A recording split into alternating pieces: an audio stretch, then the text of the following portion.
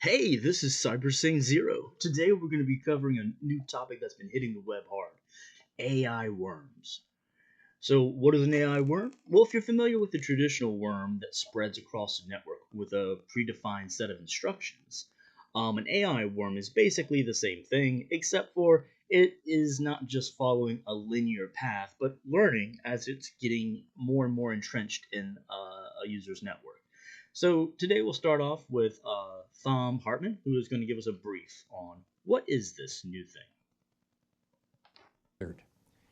And so what this worm does, now this new AI worm, is it goes, okay, let's scan for all of the vulnerabilities in the system. And oh, there's one right there. Well, let's go after that one. And it figures out if it's programmed to steal data, or if it's programmed to brick a computer, or if it's programmed to do something else. It figures out how to do it in real time. It learns while it's inside your system.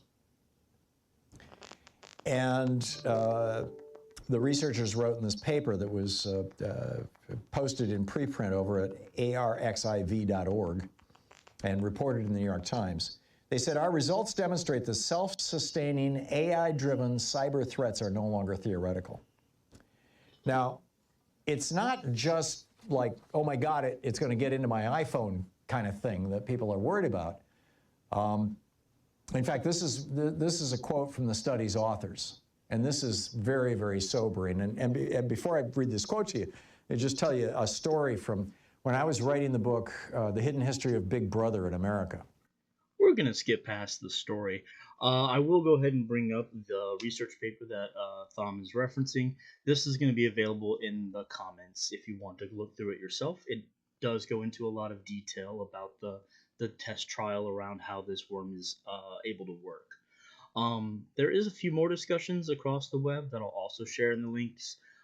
Basically, just looking at what is the concern over traditional worms. What new attack pathway does this present, and how do we as cybersecurity professionals defend against it? What do we do? What can we build? There's some discussions in these documentations that reference AI-powered worms on the good guy side. So definitely worth looking into. Some of the comment strings say this looks like it's an older element that's already been brought up in the past, as far back as 1983. I think that there's still good, legitimate concerns brought up by this study that's warranting a deeper review. So, hope you have a good one.